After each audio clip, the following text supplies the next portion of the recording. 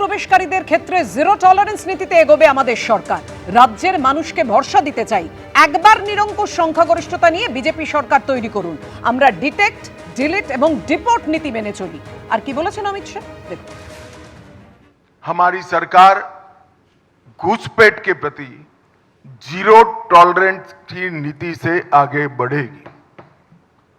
पूरी जनता कलकत्ता तक बंगाल की जनता के मन में एक भय है कि अगर ये घुसपैठ इसी तरह से चलती रही तो पश्चिम बंगाल का अस्तित्व भी रहेगा या नहीं रहेगा। मैं पश्चिम बंगाल की जनता को भरोसा दिलाना चाहता हूं, एक बार पूर्ण बहुमत की भारतीय जनता पार्टी की सरकार बनाइए।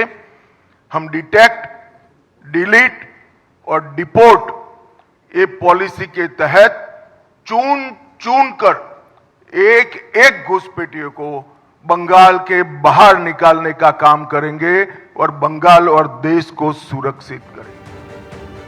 আমি এখানে রাজাগোপাল বাবুর কাছে আসবো। রাজাগোপাল বাবু, এই অনুপ্রবেশ নিয়ে যে সমস্যাটা, সেটা তো এসআইআর পর্বে হঠাৎ নতুন করে গজিয়ে উঠেছে, আবির্ভাব হয়েছে এমনটা তো নয়।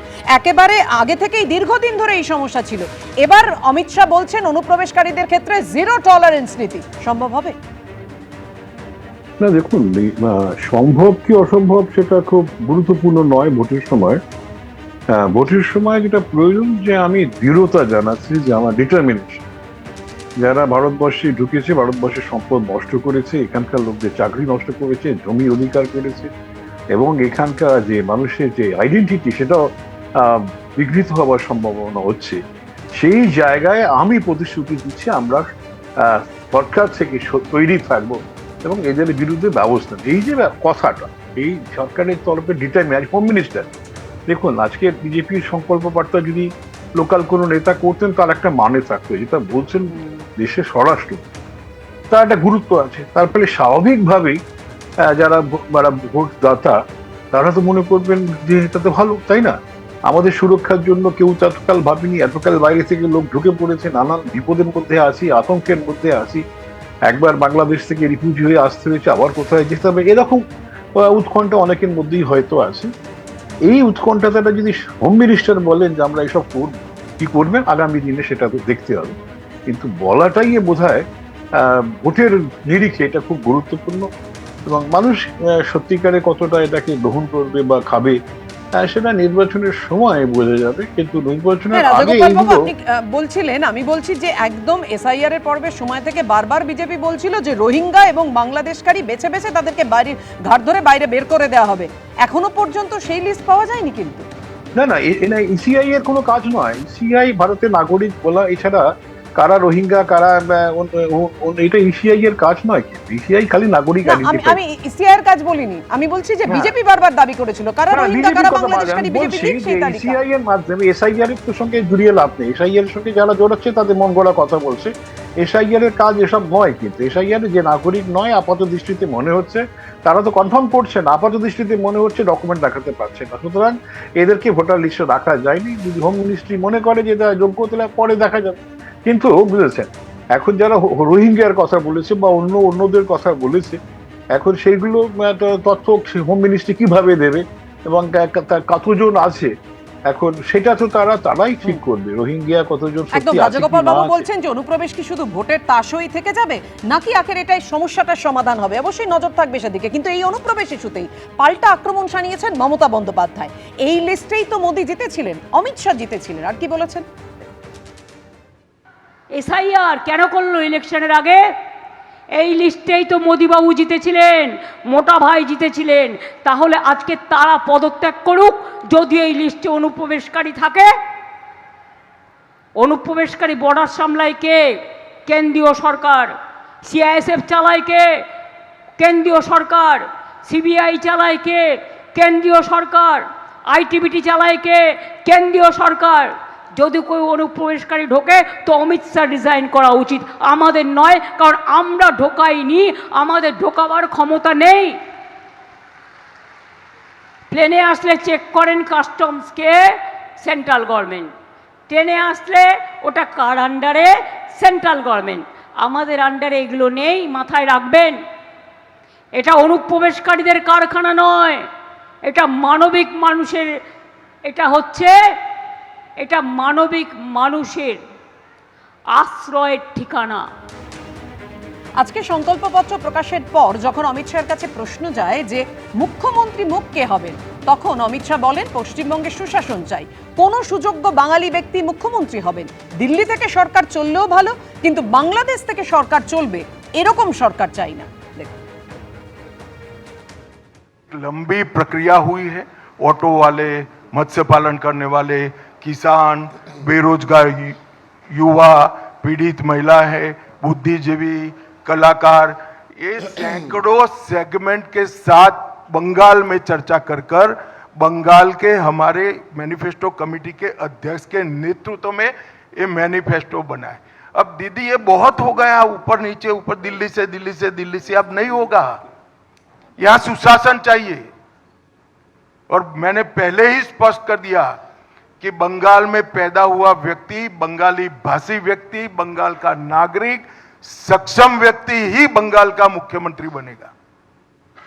और दीदी को मालूम नहीं है, अच्छा है दिल्ली से चलता, हम तो चलाएंगे नहीं दिल्ली से, मगर दिल्ली से चले तो अच्छा है, बांग्लादेश से चले ऐसी सरकार नहीं आनी चाहिए।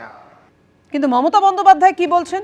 294 কেন্দ্রে তিনিই প্রার্থী, অর্থাৎ মমতা বন্দ্যোপাধ্যায় বলছেন তৃণমূলকে ভোট দিলে আমি সরকার গঠন করব, আমিই মুখ। দেখুন, তৃণমূলকে ভোট দিলে আমি সরকার গঠন করব। আবার মনে রাখবেন কে প্রার্থী ভুলে যান, 294টা কেন্দ্রে প্রার্থী আমি। এবং আমার মুখের দিকে তাকিয়ে যদি সব প্রজেক্ট চালাতে চান, লক্ষ্মীর ভাণ্ডার থেকে শুরু করে সব, তাহলে মনে রাখবেন বিজেপির মিথ্যে কথায় ভুলবেন না, ওটা একটা জুমলা পার্টি, মিথ্যেবাদী পার্টি, মিথ্যের ডুমুর ফল, মিথ্যের ছলনা। ওটা একটা বিচুটি পাতা, ওটা একটা বাবলা কাটার গাছ। আমে খাওয়া আম গাছ খাবেন, আম পেয়ারা খাবেন না বাবলা কাটার গাছ খাবেন? আপনারা অনেক সাপ দেখেছেন, একদিকে সুন্দরবন, বিজেপি দুমুখো সাপ, নির্বাচনের সময় একটা ছবল দেয় মিথ্যে কথার বুলি, আর ইলেকশনের পর আর একটা ছবল দেয়, ওটা হয়ে যায় মিথ্যের ঝুলি। রবীন্দ্রনাথ বাবু, দেখুন, প্রথমে আমি বলি যে মুখ্যমন্ত্রী যে আগের অনুপ্রবেশ ইস্যুতে বললেন, আমি তার সঙ্গে বা তার আগে অমিত শাহজি বললেন, এই দুটোকে ধরলে প্রথম কথাই বলতে হয় 2021-এর অক্টোবরে পরিষ্কারভাবে 15 কিলোমিটার থেকে বাড়িয়ে 50 কিলোমিটার বিএসএফের হাতে দিয়ে দেওয়া হয়েছিল। তখন কে স্বরাষ্ট্রমন্ত্রী ছিলেন দেশে? অমিত শাহজি ছিলেন। তাহলে তিনি আজকে তার হাতে কি পাওয়ার দেওয়া হয়েছে? বিএসএফের হাতে পাওয়ার দিয়েছে সিজার, অ্যারেস্ট, ডিটেন এবং যে কোনো ডকুমেন্টস নিয়ে নেওয়া। তাহলে 50 কিলোমিটার, আপনি ধরুন নদিয়া থেকে 50 কিলোমিটার মানে কলকাতা চলে আসে, সাউথ 24 পরগনা থেকে কলকাতা চলে আসে। এই এতখানি জায়গা বিএসএফের হাতে ছিল। কি করেছে বিএসএফ? কার হাতে ছিল বিএসএফ? এগুলো না, এই কথাগুলো অনুপ্রবেশ অনুপ্রবেশ অনুপ্রবেশ শুনছি বারবার করে না, এই কথাগুলো বলা দরকার যে অনুপ্রবেশটা হলো কি করে। বিএসএফ তারা তো, তাদেরও তো একটা ইন্টেলিজেন্স নেটওয়ার্ক আছে, বর্ডার ফাঁকা থাকলে চলবে? তাদের হাতে কোথায় ছিল তখন? তারা সিজার করতে পারেনি কেন? তারা ডকুমেন্ট অ্যারেস্ট করেনি কেন? ডিটেইন করেনি কেন? কিছু আসল ব্যাপার হচ্ছে, আমি অনেকক্ষণ পরে বলছি, আমাকে একটু বলতে দাও, তারপরে। সুতরাং এই জায়গাটা কিন্তু মাথায় রাখার দরকার। অনুপ্রবেশ ইস্যুতে মুখ্যমন্ত্রী যা বললেন তার সঙ্গে আমি এই কথাটা আরো যুক্ত করতে চাই যে 50 কিলোমিটার পর্যন্ত তাদের হাতে ছিল। এইবার দ্বিতীয় যে প্রশ্নটা, যে মুখের কথা, মুখ্যমন্ত্রী বাঙালি মুখ্যমন্ত্রী, মুখ তো ভীষণ ইম্পর্ট্যান্ট। কেন বিজেপি একটা মুখ তুলে ধরতে পারছে না? মুখ আর বাঙালি হবে, এইটা আমাদের। আরে একটা বিশ্বাসযোগ্যতা আসে একটা মুখ দেখে। আমি একটা বাঙালি তো 294টা কেন্দ্রের মধ্যে হয়তো 15-20টা বাদ দিয়ে বিজেপি বা 177টা জিতবো বলেছে, তার মধ্যে 120টা কেন্দ্রে হয়তো বাঙালি আছে। কিন্তু সব বাঙালিকে কি মানুষ চাইবে যে তিনি বিজেপি বা আমাদের মুখ্যমন্ত্রী হন? তো চাইবে না তো। তাহলে এই মুখটা আমাদের কাছে ইম্পর্টেন্ট। আর মুখ যখন দেখাতে না পারে কোনো দল, তখন কিন্তু সে একটা ডেফিনিট ডিসঅ্যাডভান্টেজে চলে যায়। এইটা মাথায় রাখতেই হবে। মুখ্যমন্ত্রী যখন ডেটে বলেন 294টা আসনে আমি প্রার্থী, তখন তার যা ইম্প্যাক্ট পড়ে। আর যখন স্বরাষ্ট্রমন্ত্রী বলেন না আমরা বাঙালি প্রধানমন্ত্রী, আরে পশ্চিমবঙ্গে বাঙালি ছাড়া কি বিহারি প্রধানমন্ত্রী আমরা নেব, এই মুখ্যমন্ত্রী নেব? বিহারি মুখ্যমন্ত্রী তো হবে না, হবে তো বাঙালি মুখ্যমন্ত্রী। তার মুখটা কি, তার সেই মুখটা তোমাকে দেখাতে হবে। তার গোটা ক্রেডিবিলিটি একটা মুখের উপর ডিপেন্ড করে। তাহলে কি বলবার ক্ষেত্রে এমন কোনো মুখ তুলে ধরতে চাইছে না যেটা তুলে ধরলে ক্রেডিবিলিটি, বিশ্বাসযোগ্যতার অভাব হয়ে পড়বে। এবং সেই বিশ্বাসযোগ্যতার অভাবের জায়গায় স্বরাষ্ট্রমন্ত্রী যেতে চাইছেন না, কারণ বিরোধীরা সঙ্গে সঙ্গে ঝাঁপিয়ে পড়ে বলবে এর কোনো বিশ্বাসযোগ্যতা নেই, এ তো কাল এইখানে ছিল আজ এখানে আছে। এই জায়গাটায় উনি যেতে চাইছেন না। সুতরাং মুখটা কি সেটা আমরা না জেনে যখন মানুষ কিন্তু ভোটও দিতে খুব সংশয়াচ্ছন্ন হয়, এই জায়গায় তৃণমূল ওনার যে বক্তব্য, সেই বক্তব্যে উনি মানে মাননীয় অধ্যাপক ওনার এটা বোঝা উচিত যে গণতান্ত্রিক ব্যবস্থায় আগে থেকে মুখ নির্ভর লড়াইয়ে হচ্ছে যারা যারা নির্বাচনে জিতে আসেন তাদের ক্রেডিবিলিটি নিয়ে প্রশ্ন উঠে যায়। এখানে নিয়মই হচ্ছে যারা বিভিন্ন কেন্দ্রে জিতে আসবেন তারা তাদের দলনেতা এবং মুখ ঠিক করে নেবেন, এবং সেটা একটা গণতান্ত্রিক প্রক্রিয়া। আগে থেকেই মাথায় চাপিয়ে দেওয়া হয় সেই সমস্ত দলে যেখানে পরিবারতন্ত্রই প্রধান, পরিবারতন্ত্রের উপর নির্ভর করেই সব কিছু হয়। ফলে তৃণমূল কংগ্রেসে আগে থেকে ঠিক হয়ে যায় যে মমতা বন্দ্যোপাধ্যায়ের পর হচ্ছে কে তার দলের রাজ ধরবেন, কংগ্রেসে ঠিক হয়ে যায়। ভারতীয় জনতা পার্টিতে এটা হয় না। উনি কি জানতেন কে আমাদের ন্যাশনাল প্রেসিডেন্ট হবেন? আগে জানা ছিল না ওনার। ফলে ওনাকে এটা স্পষ্ট করে বুঝতে হবে প্রত্যেকটা দল একই নীতি অনুসরণ করে চলে না, আমাদের কাছে দলই গুরুত্বপূর্ণ। মুখের কথায় মমতা বন্দ্যোপাধ্যায় বলছেন সব জায়গায় আমার দলের প্রতীক ইম্পর্টেন্ট, আর সব জায়গায় নিজের মুখ প্রচার করছেন। কিন্তু আপনি লক্ষ্য করে দেখবেন ভারতীয় জনতা পার্টির কাছে পদ্ম ফুলই হচ্ছে প্রতীক, এটাই প্রধান। কিষাণের প্রতিক্রিয়া নিতে হবে। হ্যাঁ, না, এখন ব্যাপারটা হচ্ছে বিজেপির নেতারা বিশেষ করে অমিত শাহ এসে কাঁথাটাকে এমন ভাবে ছিঁড়েছে যে শঙ্কুশ হাজার চেষ্টা করে ওটা রেপু হবে। এটা সবই মানে মুখোশকে বেরিয়ে গেছে যে আজকে বাংলার আজকে ভারতের শঙ্কু প্লিজ সিরিয়াস ডিসকাশন। শঙ্কু তোমার সময় কিষাণ বলেন, একটু বলতে দিতে হবে, দাঁড়াও তুমি ছেড়ে দাও। এখন বিষয়টা হচ্ছে বাংলার আজ অব্দি 1947-এর পর প্রথম 51 সালের নির্বাচনের পর আজ অব্দি যারা বাংলার মুখ্যমন্ত্রী হয়েছে মসনদে বসেছেন তারা কি বাংলাদেশি ছিলেন? তারা কি বাংলাদেশের কথায় রাজ্য চালাতে? এটা তো আপামর বাংলাতে আজ অব্দি কংগ্রেস থেকে সিপিএম থেকে আজ তৃণমূল কংগ্রেস সব সরকারের প্রধানকে অপমান করা হচ্ছে। যারা আদানির কথাতে সরকার চালায়, যারা আদানির কথাতে সরকার চালায়, যারা আমেরিকান প্রেসিডেন্ট ট্রাম্পের কথায় উঠে বসে আমেরিকার কথাতে যারা যুদ্ধবিরতি ঘোষণা করে, যারা দেশ বিক্রি করে, তারা বলছে এত বড় বড় কথা। আজকে এদের মুখের কোনো কথা বাঙালি বিশ্বাস করে না। এদের কথাতে প্রমাণ হয়েছে ট্রাম্পের কথাতে উঠে বসে। ট্রাম্প বলেছিল যুদ্ধবিরতি করে, যুদ্ধবিরতি ঘোষণা করেছিল। আমেরিকার দালাল আদানি আম্বানির দালালদের বাংলার মাটিতে ঠাঁই নেই। অমিত শাহ কার কথায় চলে? এত ফুটানি কার কথায়? আজকে ওনারা জবাব দিন। আজকে আমার নেতা পরিষ্কার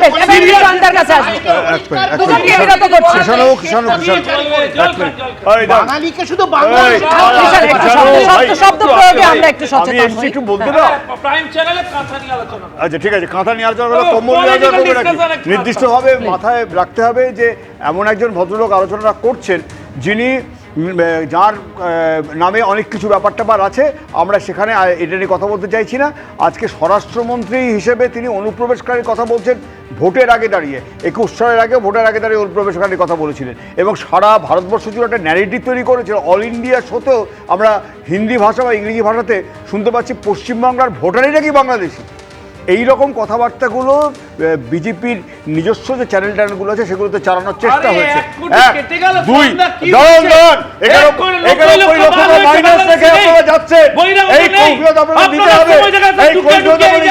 অনুপ্রবেশকারী একটা অনুপ্রবেশকারীকে ছাড়তে পেরেছে, একটা অনুপ্রবেশকারী আছে, বাদ দেওয়া তালিকাতে একটা অনুপ্রবেশকারী আছে, অতগুলো লোককে বাইরে রেখে ভোট করছে। মজা পেয়েছে, মজা পেয়েছে এগুলো, মজা পেয়েছে নাকি?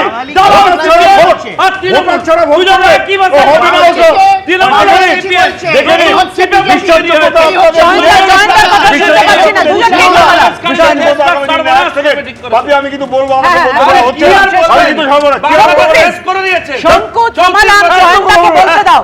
শঙ্কু, please, জয়ন্তার কাছে আমার প্রশ্ন ছিল।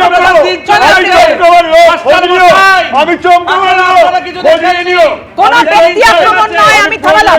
জয়ন্তা বিশেষ করুন। খুব পরিষ্কার কথায় 26,000 চাকরি লুট, 26,000 চাকরি লুট আর্জি করে বিচার না হওয়া এবং সবশেষে সুদীপ্ত সেনের চিটফান্ডের সুদীপ্ত সেনের ছাড়, সব মিলিয়ে বোঝা যাচ্ছে এদের দুর্পক্ষের বিশ্বাসযোগ্যতা নেই। আমি খুব স্পষ্টভাবে বলছি যে বিশ্বাসযোগ্যতা যদি আনতে হয় তাহলে একটা ক্রেডিবল একটা কম্প্যাক্ট ফোর্সকে আনা দরকার, যারা মানুষের জন্য কাজ করবে।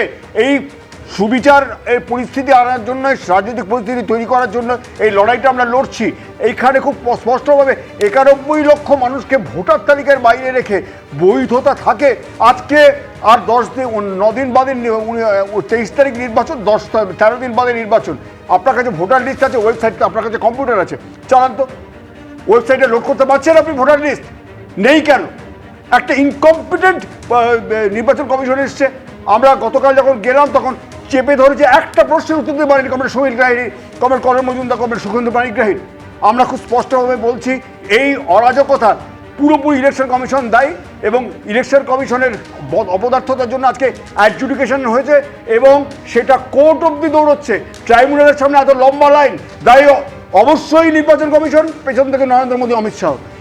এই বিশ্বাসযোগ্যতা নিয়ে এরা ভোট লড়ছেন, ভোট করছেন, মানুষের পক্ষে ভোট কি বলছেন কি নির্বাচন কমিশন ইন্ডিপেন্ডেন্টলি অপারেট করে? আন্দোলনের মধ্যেই দেখুন আজকে অমিত শাহ অর্থাৎ বিজেপির সংকল্পপত্রে বারবার, এর আগেও আপনারা দেখেছেন, যেই বাংলার সংস্কৃতির কতটা অবনমন ঘটেছে তাই নিয়ে একাধিক আক্রমণ শোনা গেছে অমিত শাহ এবং প্রধানমন্ত্রী নরেন্দ্র মোদীর মুখে। আজকে অমিত শাহ বিজেপির সংকল্পপত্রে কি বললেন? যে রাজ্যে গড়ে তোলা হবে বন্দে মাতরম সংগ্রহালয়। ভক্তি আন্দোলনকে নজরে রেখে চৈতন্য মহাপ্রভু আধ্যাত্মিক সার্কিট তৈরি করা হবে। গঙ্গাসাগর মেলা, মাহেশ্বর রথ, বারুণী মেলা, বন্দনা উৎসবকে মহোৎসবে পরিণত করতে বাড়তি নজর। দেখুন কি বলেছেন অমিত শাহ, দেখতে দেখতে আমরা বিরতি চাই।